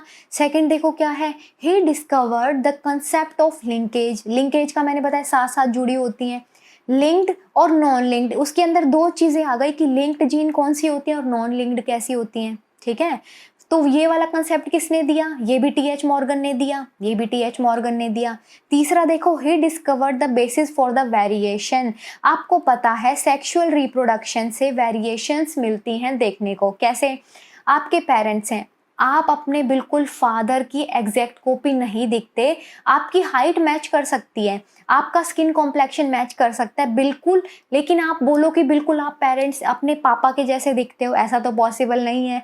तो आपके अंदर वेरिएशन देखने को मिली है, और ये जो वर्ड है वेरिएशन का जो कंसेप्ट है, ये किसने डिस्कवर किया था, ये टी.एच. मॉर्गन ने डिस्कवर किया था। ठीक है, अब देखो और इन्होंने क्या किया था, और उन्होंने दिया था, ही stated that the chromosomal theory of linkage. जो लिंकेज की थियरी है, क्रोमोसोमल थियरी ऑफ लिंकेज, जो कि मैंने करवाया था, वो उन्होंने दी थी। ठीक है, टी.एच. मॉर्गन ने। अब देखो क्या है next, he observe that the frequency of recombination. Recombination का मतलब होता है नॉन पेरेंटल। ठीक है, between the two linked genes is directly proportional to the distance between them. क्या होगा, रिकॉम्बिनेशन का मतलब समझो पहले तो क्या होता है, रिकॉम्बिनेशन का मतलब होता है नॉन पेरेंटल, मतलब जो नए कॉम्बिनेशन मिले हैं, जो नए कॉम्बिनेशन मिले हैं न्यू। ठीक है, वो किस पे डिपेंड होंगे, वो डिपेंड होंगे डिस्टेंस पे, डिस्टेंस पे।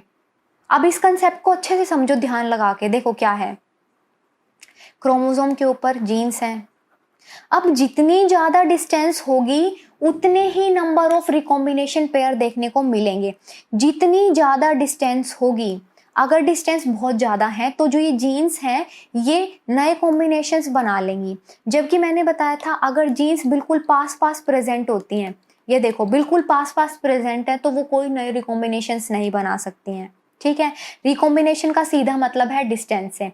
रिकॉम्बिनेशन तभी देखने को मिलेगा जब अच्छी खासी डिस्टेंस प्रेजेंट हो। ठीक है। तो ये सारे कंसेप्ट इन्होंने दिए थे, जो भी मैंने आपको बताया है एक बार इसको अच्छे से फिर से रीड कर लेना। लास्ट वाला देखो क्या है, ही carried out a study on mutation. Mutation का मतलब होता है sudden change in the DNA sequence. DNA sequence के अंदर सडन चेंज हो जाना, उसको म्यूटेशन बोला जाता है। ठीक है, इसी की जो म्यूटेशन वाला है उसकी स्टडी भी उन्होंने की, टीएच मॉर्गन ने। समझ में आया आप लोगों को, अच्छे से समझ में आया। अब नेक्स्ट क्वेश्चन देखो, what is pedigree analysis. Pedigree analysis क्या होता है, सजेस्ट करो how such an analysis can be useful. पहले तो यही बता दो कि पेडिग्री एनालिसिस होता क्या है, ठीक है। दूसरा ये बताओ कि ये यूजफुल है तो क्यों है, क्या है मतलब इसके फायदे, ठीक है। डेफिनेशन क्या है, pedigree analysis is a chart represent a family tree. Pedigree analysis एक टाइप का चार्ट होता है जो कि रिप्रेजेंट करता है फैमिली ट्री को। मतलब क्या है, दादाजी, ठीक है, उसके बाद आपके फादर, उसके बाद में आप, फिर आपकी प्रोजेनी, तो ऐसे करके 3-4 जनरेशन्स को यहाँ पे रिप्रेजेंट करते हैं हम लोग, उसी को फैमिली ट्री बोला जाता है। ठीक है, which displays the member of the family who are affected by a genetic trait.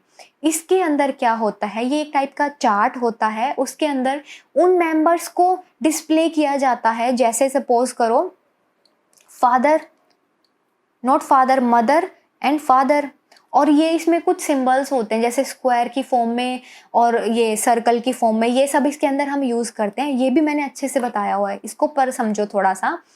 ये है फीमेल को रिप्रेजेंट करेगा सर्कल, और जो स्क्वायर है वो मेल को रिप्रेजेंट करेगा। ठीक है, इससे प्रोजेनी बनी, एक लड़की है एक लड़का है, ठीक है, इसकी भी शादी हो गई, शादी हो गई, इसके क्या हुआ, इसके भी एक लड़का हुआ और इसके एक हो गई लड़की। तो किस मेंबर, सपोज करो स्टूडेंट्स कि ये वाला मेंबर अफेक्ट है, ठीक है, ये वाला मेंबर अफेक्ट है और उसकी वजह से फिर ये वाला मेंबर भी अफेक्ट है, मतलब जिसको जो भी डिसऑर्डर है, ठीक है, ये देखो। तो क्या है, इसके अंदर जो भी अफेक्टेड है वो पता चल जाता है कि कौन सा मेंबर अफेक्टेड है और वो कहाँ से आया है। समझ में आया पेडिग्री एनालिसिस का मतलब। अब देखो ये किया क्यों जाता है, control crosses is not possible. Control crosses का मतलब क्या होता है, जैसे पी के अंदर कंट्रोल क्रॉस किया कि इस फैक्टर का उठा के हमने दूसरे फैक्टर के साथ में क्रॉसेस करवा दी, जबकि ह्यूमन बींग्स के केस में ये तो पॉसिबल है नहीं है ना।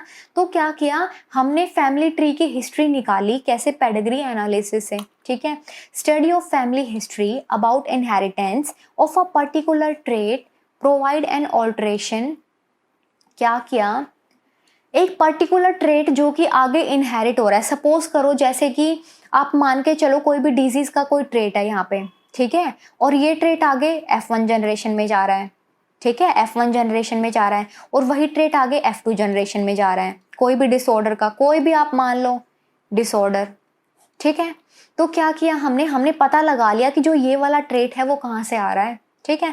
सच a analysis of trait in a several generations of family is called pedigree analysis.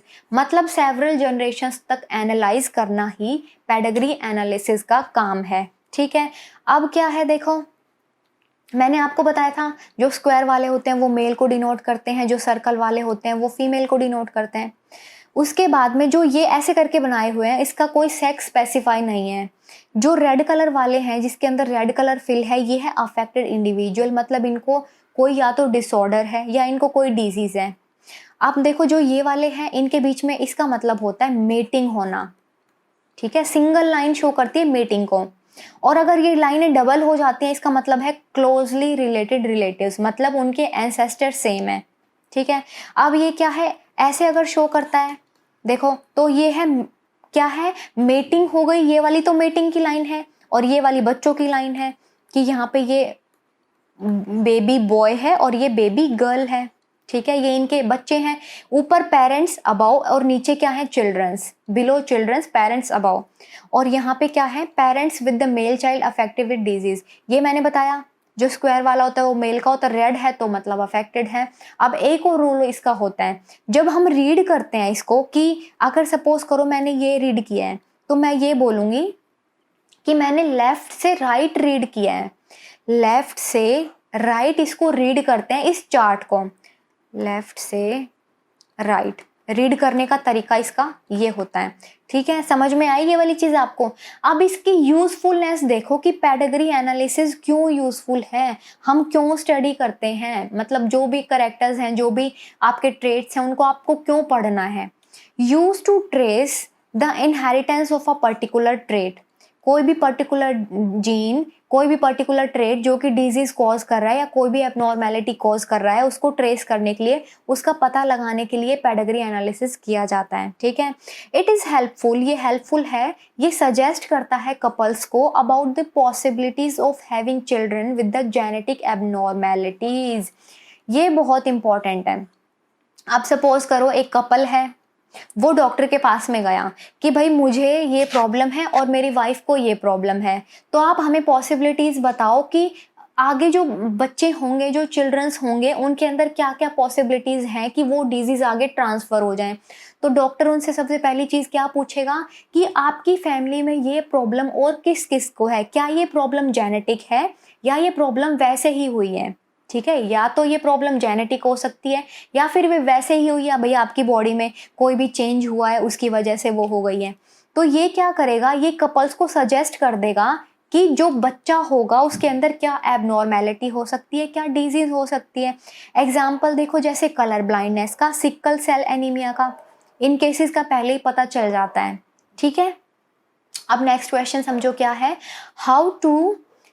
How is sex determined in human beings. Human beings के अंदर आप कैसे सेक्स को डिटरमाइन करोगे, मतलब कैसे पता लगाओगे कि वेदर मेल और फीमेल के बीच में क्या डिफरेंस है। देखो क्या है, 23 पेयर्स ऑफ क्रोमोसोम प्रेजेंट होते हैं ह्यूमन बींग्स के अंदर, 23 पेयर्स हुए, जिसमें से 22 पेयर्स होंगे वो ऑटोजोम्स होंगे, ऑटोजोम्स, और 1 पेयर होगा, ये पेयर की बात चल रही है यहाँ पे, पेयर 1 पेयर होगा, वो होगा सेक्स क्रोमोसोम।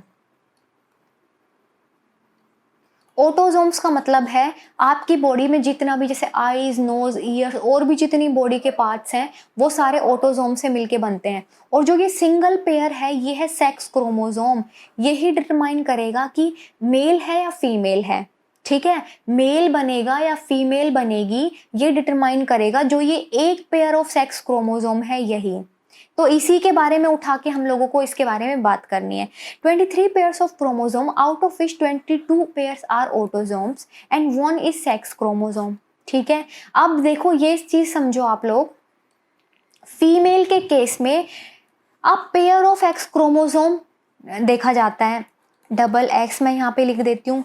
जब फीमेल्स का केस होता है, फीमेल को आप कैसे डिटरमाइन करोगे इसका क्या सेक्स है, तो फीमेल को अब पेयर ऑफ एक्स क्रोमोसोम उनके अंदर देखा जाता है, जबकि मेल्स के अंदर एक एक्स होता है और दूसरा वाई होता है। ठीक है, मेल्स के अंदर एक एक्स होगा, दूसरा वाई, जबकि फीमेल के अंदर पेयर ऑफ एक्स क्रोमोसोम्स होंगे।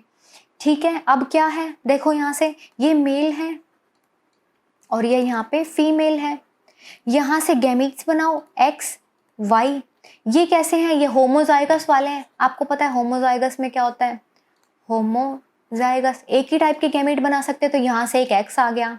जबकि ये हेट्रोजाइगस वाले हेट्रो टाइप के होते हैं, तो इसमें 2 बन गए गैमीट्स।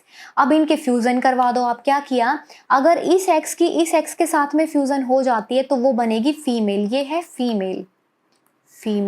और अगर एक्स और वाई आपस में फ्यूज होते हैं तो वो बनता है मेल। ठीक है, ये क्या है, ये बच्चे हैं, ऑफस्प्रिंग्स हैं।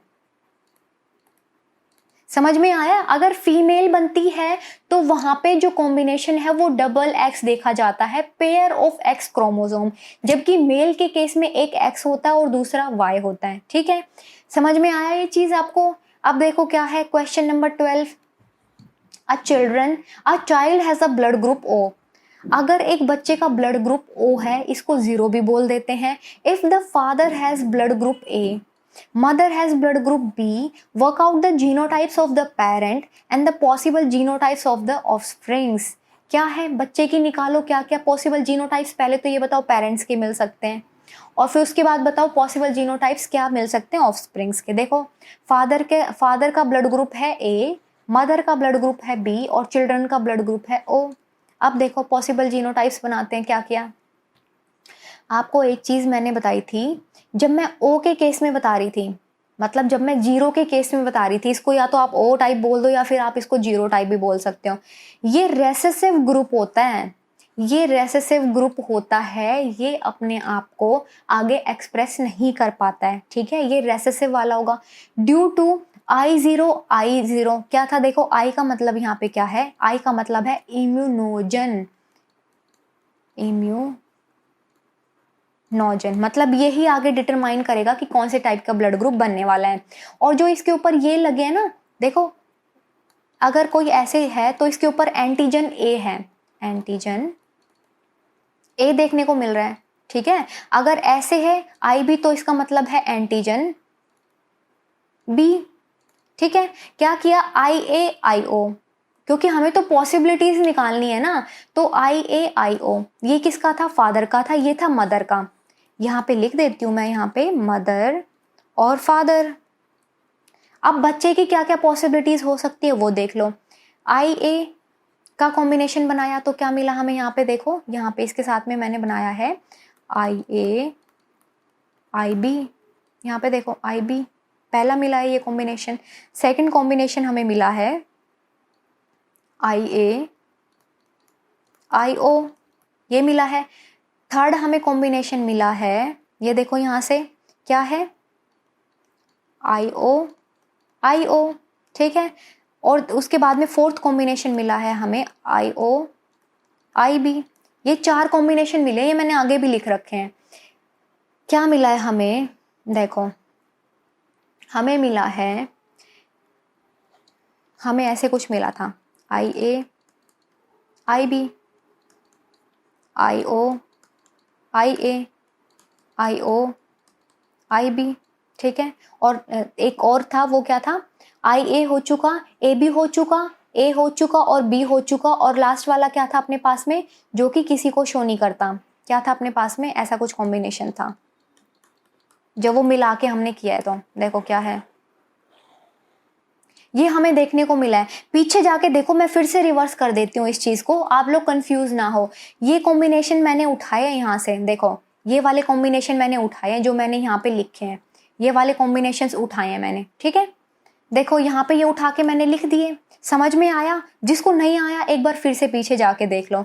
तो इससे क्या हमें देखो मिला है देखने को, ए बी और ये है ए, क्योंकि जो ओ वाला है ये तो अपने आप को रिप्रेस ही नहीं कर पा रहा, जहाँ पे भी ओ वाला है वो हटा दो, मतलब हटाना नहीं है उस पे, ऐसे समझो कि वो रिप्रेस कर रहा है, ठीक है, वो एक्सप्रेस ही नहीं कर पा रहा।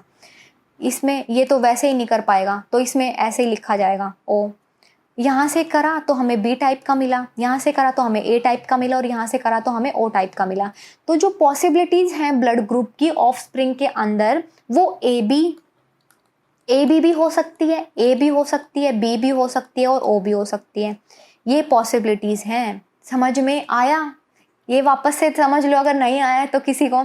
हमने पॉसिबिलिटीज निकाल के देखी हैं, जो ए वाला है बी वाला है वो एक्सप्रेस कर रहा है, जो ओ वाला है ये एक्सप्रेस नहीं कर रहा। तो जिस केस में ऐसे वाला है, बी है या फिर ये है, ठीक है, तो इसमें क्या होगा, ये ब्लड ग्रुप बी बना देगा और ये ब्लड ग्रुप ए बना देगा, ठीक है, क्योंकि ओ वाला तो एक्सप्रेस नहीं कर पा रहा। अब भाई जिसके अंदर कुछ है ही नहीं तो उसमें तो हम ओ ही लिखेंगे, ठीक है। अब नेक्स्ट क्वेश्चन देखो क्या है, नेक्स्ट क्वेश्चन है explain the following terms with the example. Codominance बताओ क्या होता है, कोडोमिनेंस एंड इनकम्प्लीट डोमिनेंस।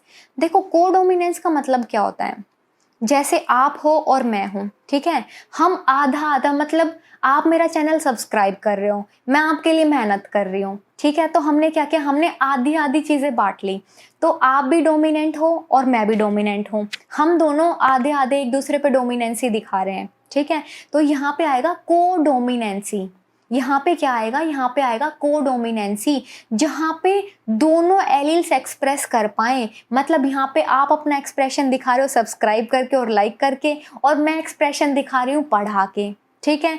तो क्या किया, यहाँ पे डेफिनेशन में लिखना है कोडोमिनेंसी की में, the phenomena in which expression of both the alleles, दोनों एलील्स का एक्सप्रेशन देखा जाता है इन अ हेट्रोजाइगोट, हेट्रोजाइगोट के अंदर, उसी को कोडोमिनेंसी बोल दिया जाता है, ठीक है।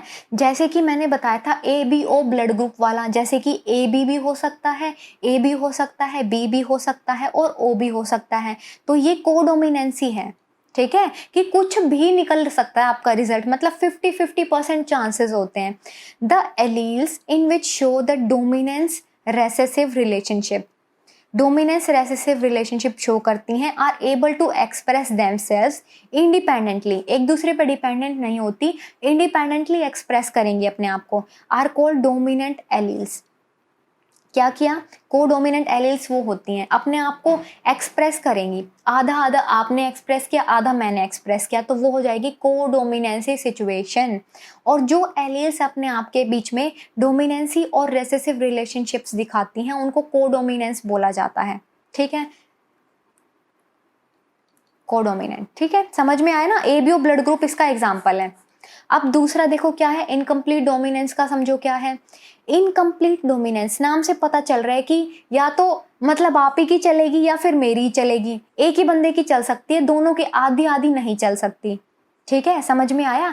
और आपकी चलेगी तो भी वो पूरी नहीं चल पाएगी और मेरी चलेगी तो भी पूरी नहीं चल पाएगी, मतलब इनकम्प्लीट डोमिनेंस, इनकम्प्लीट होगा डोमिनेंस, ठीक है। When the experiment on P plant were repeated, जब रिपीट किया गया पी प्लांट के ऊपर एक्सपेरिमेंट, तो क्या देखा गया, जो F1 था, जनरेशन F1 थी, उसके अंदर फिनोटाइप देखा गया कुछ और ही, मतलब वो मेल पेरेंट और फीमेल पेरेंट से मैच नहीं कर रहा था, वो कोई और ही फिनोटाइप निकल के आ रहा था। इन बिटवीन द टू, उन दोनों के बीच में कहीं था वो। Dominant alleles not able to mask the character of recessive allele. अभी तक तो मैं, आप लोग मुझे बोलोगे कि अभी तक तो आप ये बोल रहे थे कि जो डोमिनेंट फैक्टर्स हैं वो एनी पॉसिबल सिचुएशन में एक्सप्रेस करेंगे अपने आप को, लेकिन अब आप बोल रहे हो कि रेसेसिव एलील्स का जो एक्सप्रेशन है उसको मास्क नहीं कर पाएगा। कैसे समझो, जैसे घर में मैंने बताया था एग्जांपल लेके कि दो बच्चे हैं, एक डोमिनेंट है दूसरा रेसेसिव है, एक की चलती है दूसरे की चलती नहीं है। जो इनकम्प्लीट डोमिनेंस वाला केस है उसके अंदर क्या किया, जो जिद्दी बच्चा है वो, मतलब जो बच्चा जिद्दी नहीं है, जो भोला भाला बच्चा है, उसके ऊपर भी कंट्रोल नहीं कर पा रहा है। जो रेसेसिव वाला है वो भी अपने आप को एक्सप्रेस कर रहा है, डोमिनेंट वाला करता था पहले, अब रेसेसिव वाला भी कर रहा है, क्योंकि डोमिनेंट वाला उसको दबा ही नहीं पा रहा है, ठीक है, not able to mask the character of recessive allele. और उसके बीच में ही कहीं हमें फिनोटाइप देखने को मिल रहा है। इसको एग्जाम्पल से समझो, क्या था, डोग फ्लावर जिसका नाम है, एक मिनट रुको, स्नैपड्रैगन और एंटीराइनम स्पीशीज, इसका स्नैपड्रैगन नाम है या फिर इसको एंटीराइनम भी बोलते हैं, डोग फ्लावर। और 4 o'clock प्लांट मिराबिलस जलापा, ये देखो यहाँ पे ये है स्नैपड्रैगन और ये है मिराबिलस जलापा। इसके अंदर आप देखो क्या है, ये देखो यहाँ पे कहीं पिंक कलर है और यहाँ पे कहीं इसकी येलो सी शेड है और फिर यहाँ पे बीच में इसका पिंक कलर है, ठीक है, और यहाँ पे भी देखो ये वाइट है और ये यहाँ पे ये पिंक कलर है इसका। आप लोगों को दिखेगा नहीं, मैं थोड़ा सा बड़ा करके बोलती हूँ इसको।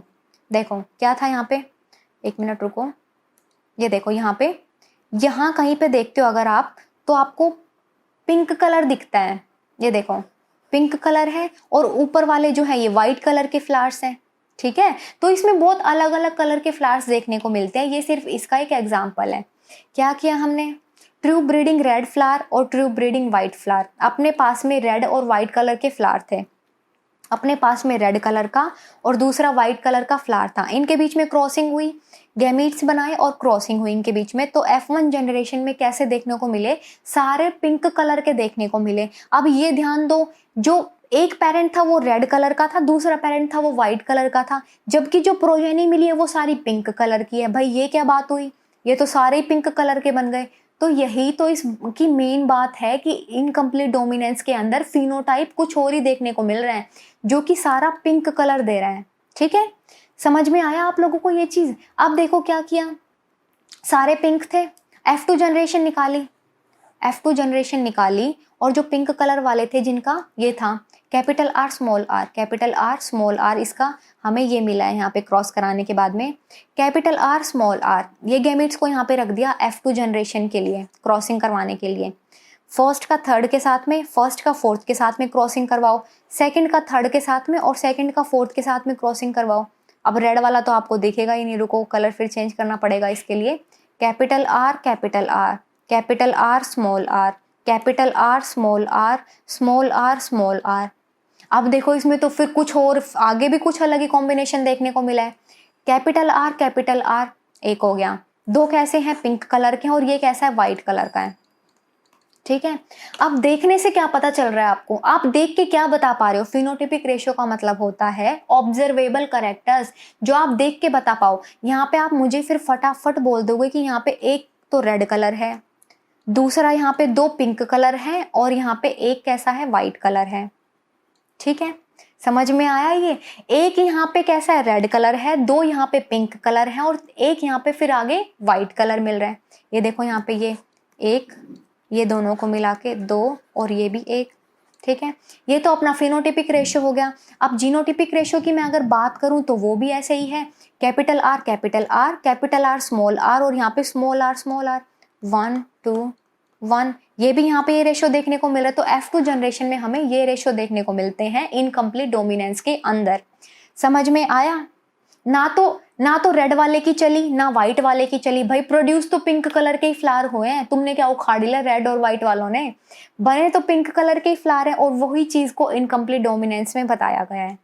ठीक है, समझ में आया? अब 14 क्वेश्चन देखो क्या है। What is point mutation? Point mutation क्या होता है? जब आपको म्यूटेशन का पता चल गया कि म्यूटेशन क्या होता है तो पॉइंट म्यूटेशन कोई बहुत बड़ी बात है नहीं है। पॉइंट म्यूटेशन का मतलब होता है एक सिंगल बेस पेयर चेंज होना। म्यूटेशन का मतलब होता है सडन चेंज होना इन द डीएनए सीक्वेंस और पॉइंट म्यूटेशन का मतलब होता है change in the single base pair. Single base pair के अंदर चेंज हो जाना इज पॉइंट म्यूटेशन। अब बोला है एग्जाम्पल दो, है एक एग्जाम्पल दो। क्या है एग्जाम्पल इसका? Sickle cell anaemia. इसके केस में क्या होता है? Glutamic acid is replaced by valine. मतलब जहां पे ग्लूटामिक एसिड था वहां पे रिप्लेस होके वहां पे वैलीन बन गया, वैलीन। ठीक है, वैलीन बन गया और ये काम कहाँ चल रहा है सारा? 6th पोजीशन पे। ये देखो क्या था स्टूडेंट्स, यहाँ पे मैं बना देती हूँ 6। यहाँ पे क्या है? रिप्लेसमेंट हुआ है, ग्लूटामिक एसिड रिप्लेस हो गया है वैलीन से, तो यहाँ पे वैलीन आ जाएगा, यहाँ पे वैलीन आ जाएगा, VAL लिख देती हूँ मैं इसका। ठीक है, यही चीज इसके अंदर है सिकल सेल एनीमिया में और इसी को हमने इसी पॉइंट पे चेंज हुआ है तो इसी को हमने पॉइंट म्यूटेशन का नाम दे दिया, पॉइंट म्यूटेशन। 2 मार्क्स में ये क्वेश्चन पूछ लिया जाता है। ठीक है, अब देखो नेक्स्ट क्वेश्चन क्या है। Who had proposed the chromosomal theory of inheritance? बहुत ही इंपॉर्टेंट है ये थ्योरी और ये दी किसने है ये पूछ रहे हैं, तो बहुत छोटा आंसर है इसका। तो 1902 में क्रोमोसोमल थियरी किसने दी थी? Chromosomal theory proposed by the Theodor Boveri and the Walter Sutton. आप लोगों को पिक भी दिखा देती हूँ, ये है वॉल्टर सटन और ये है थियोडर बोवरी। इन्होंने क्या किया था? इन्होंने प्रपोज की थी क्रोमोसोमल थियरी ऑफ इनहेरिटेंस। हमसे जितना पूछा जाएगा हम उतना ही एक्सप्लेन करेंगे, उतना ही हम उसमें आंसर लिखेंगे। ठीक है, छोटी सी बात पूछिए किसने प्रपोज किया तो फटाफट नाम लिख दो, Walter Sutton and Theodor Boveri ने। ठीक है, अब देखो क्या है 16th क्वेश्चन और आज का लास्ट क्वेश्चन है। CBSE में जो NCERT का आपके दिए हुए हैं सॉल्यूशंस उसमें 16 क्वेश्चंस थे। ठीक है, ये लास्ट है। Mention any 2 autosomal genetic disorders with their symptoms.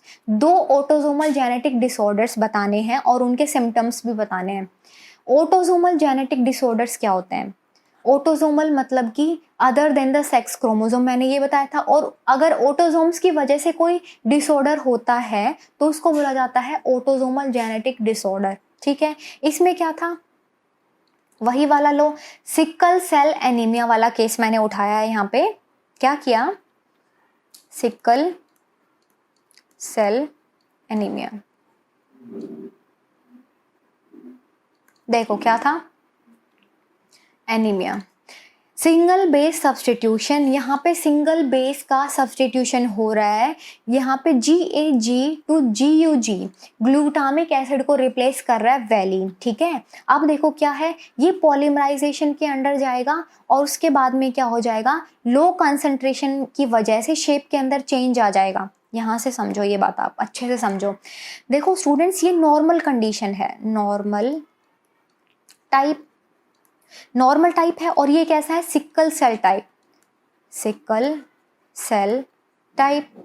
Sickle cell type वाले में क्या हुआ, यहाँ पे 6th पोजीशन पे if you can able to see यहाँ पे वैलीन आ गया है, जबकि यहाँ पे 6th पोजीशन पे यहाँ पे ग्लूटामिक एसिड था, ये देखो GLU लिखा हुआ है, जबकि यहाँ पे ग्लूटामिक एसिड को रिप्लेस कर दिया किसने, वैलीन ने, VAL, किस पे, 6th पोजीशन पे।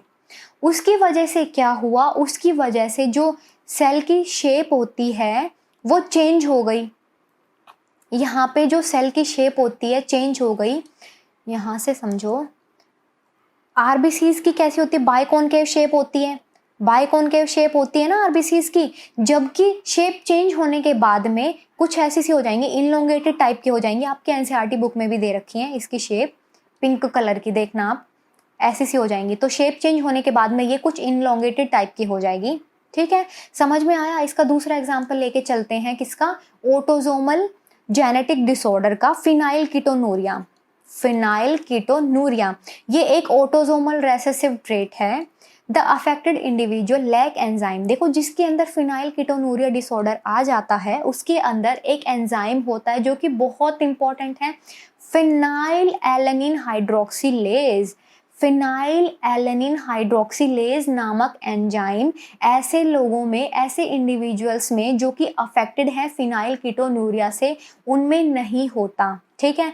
जो फिनाइल एलेनिन हाइड्रोक्सिलेज एंजाइम है वो क्या करता है, फिनाइल एलेनिन को कन्वर्ट करता है टायरोसिन में, कन्वर्ट कराएगा टायरोसिन में। फिनाइल एलेनिन नाम में जुड़ा हुआ है कि फिनाइल एलेनिन की बात चल रही है, लेकिन अब ये याद रखो कि टायरोसिन के अंदर ये कन्वर्ट होता है।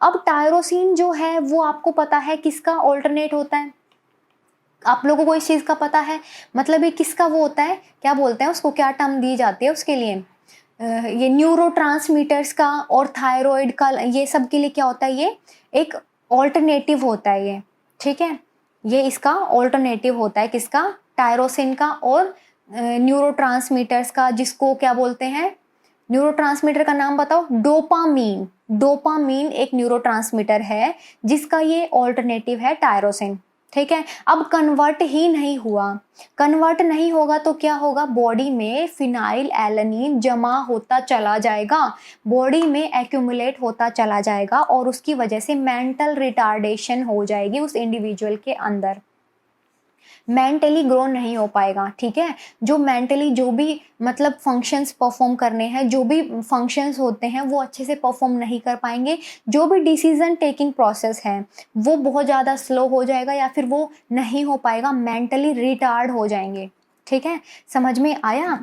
टायरोसिन किसका प्रिकर्सर है, टायरोसिन बहुत चीज़ें हैं इसमें, देखो ये मैं अलग से लिख के बताती हूँ यहाँ पे, टायरोसिन प्रिकर्सर ऑफ, ये प्रिकर्सर होता है किसका, मेलानिन। मेलानिन तो याद ही रखना क्योंकि ये स्किन कलर को बनाता है, ठीक है, मेलानिन ही तो डिसाइड करता है ना कि आपकी कितना, अगर पिगमेंटेड स्किन है या फिर बिल्कुल क्रिस्टल क्लियर आपकी स्किन है, तो ये क्या, मेलानिन ही बताएगा, ठीक है, प्रिकर्सर है। और दूसरा क्या है, डोपामीन, डोपामीन, उसके बाद में ये क्या है इसका, थायराइड, तो ये इसके प्रिकर्सर हैं। तो टायरोसिन का होना तो बहुत ज़रूरी है, अगर टायरोसिन के अंदर कन्वर्ट नहीं होगा तो ये सारे तो इनके तो फंक्शंस परफॉर्म ही नहीं हो पाएंगे, ऊपर से फिनाइल एलेनिन बॉडी में एक्यूमुलेट होता रहेगा और क्या है, मेंटली रिटार्ड हो जाएगा जो भी इंडिविजुअल होगा। तो चलिए गाइज, आज हमने ये सारे क्वेश्चंस कंप्लीट कर लिए हैं। थैंक्स फॉर वॉचिंग गाइज, अगर आप लोगों को अच्छा लगा हो तो लाइक करें, शेयर करें, सब्सक्राइब करें। बाय।